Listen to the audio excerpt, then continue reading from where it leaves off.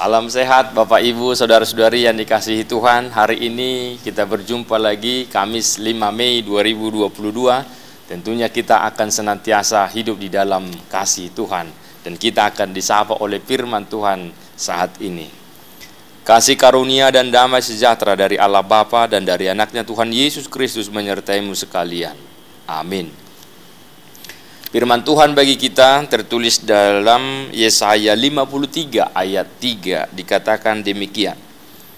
Ia dihina dan dihindari orang, seorang yang penuh kesengsaraan dan yang biasa menderita kesakitan.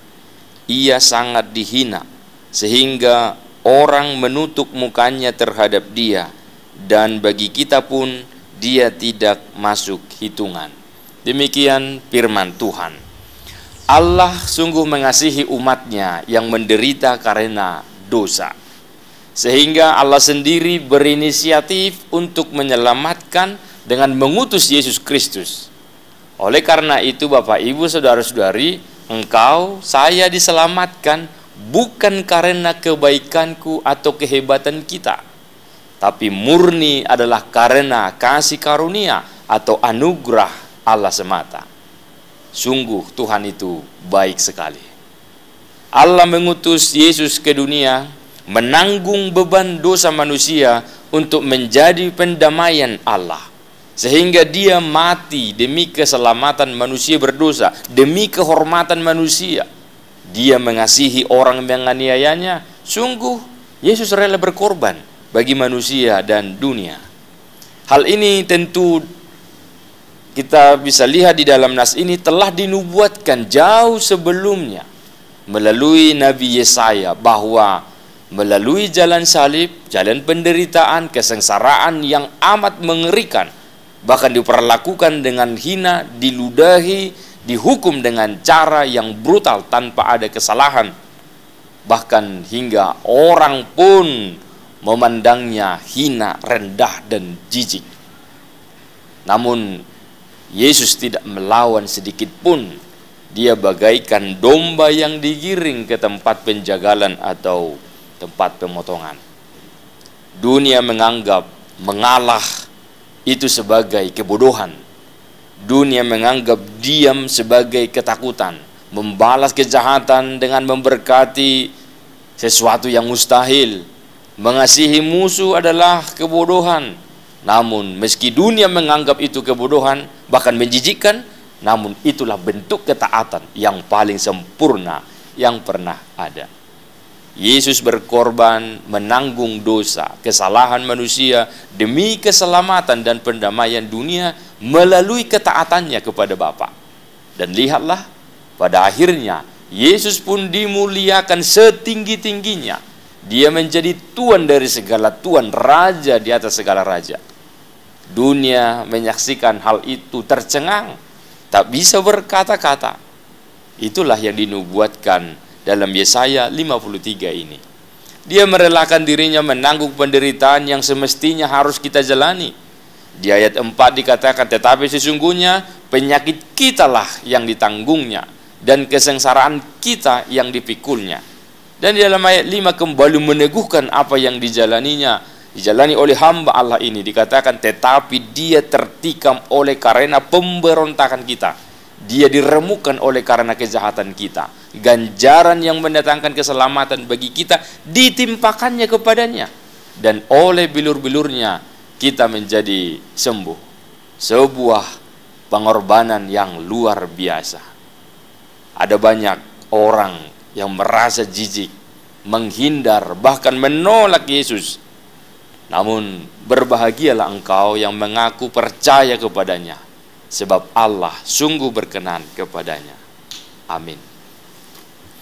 Ya Tuhan Allah, kami bersyukur karena kebaikan-Mu kepada kami umat yang lemah, umat yang berdosa.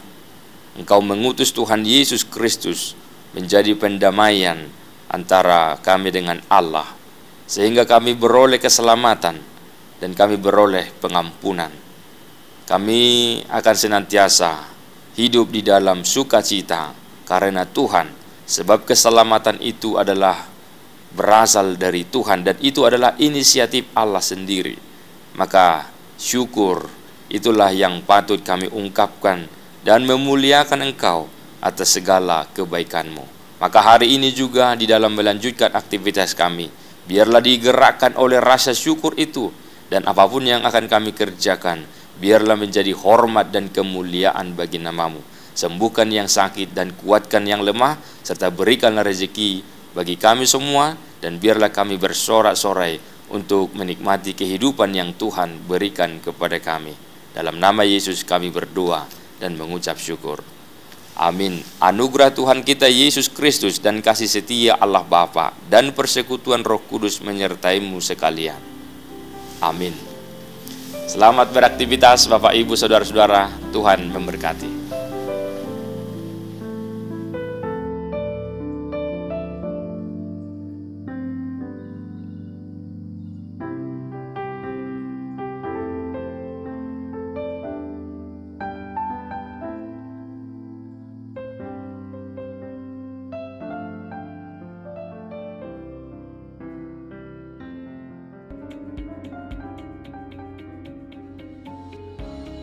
Salam, Amang Inang, Pendeta HKBP Karamajati, Penatua, Kategorial, Tapo Sepulung, Sekolah Minggu, dan semua jemaat HKBP Karamajati yang dikasihi oleh Tuhan. Salam sejahtera dan salam sehat. Kiranya kita semua selalu dalam lindungan kasih Tuhan Yesus Kristus. Pada kesempatan ini, saya memperkenalkan diri Hotma Tambunan sebagai Ketua Panitia Tahun Kesehatan 2022 HKBP Karamajati. Orientasi pelayanan HKBP tahun 2022 dengan memiliki tema sehati sepikir dalam satu kasih, satu jiwa, dan satu tujuan. Filipi 2 ayat 2 akan mewujudkannya dalam suatu program, yaitu Tahun Kesehatan yang bersama-sama memiliki kesehatan sepikir sebagai suatu kesatuan yang tetap berporos hanya kepada Yesus Kristus. HKBP Karamajati tentu ingin serta dalam mensukseskan tahun kesehatan ini dengan tetap berlandaskan pada tritugas panggilan pelayan HKBP yang merupakan wujud tahun kesehatan HKBP Karamajati dalam program tahun kesehatan, dan akan melaksanakan program. Dan di awal bulan Mei ini nanti kita akan melaksanakan PA keluarga dalam bentuk podcast. Kami mengundang partisipasi dan kontribusi seluruh jemaat HKBP Karamajati di dalam melaksanakan terlaksananya program tahun kesehatan ini. Besar harapan kami semua program dan berjalan dengan damai, hikmat, dan penuh sukacita. Terima kasih atas perhatian dan dukungannya. Semoga kita selalu dalam tuntunan tangan Tuhan. Salam sehat untuk kita semua. Tuhan berkati. Salam.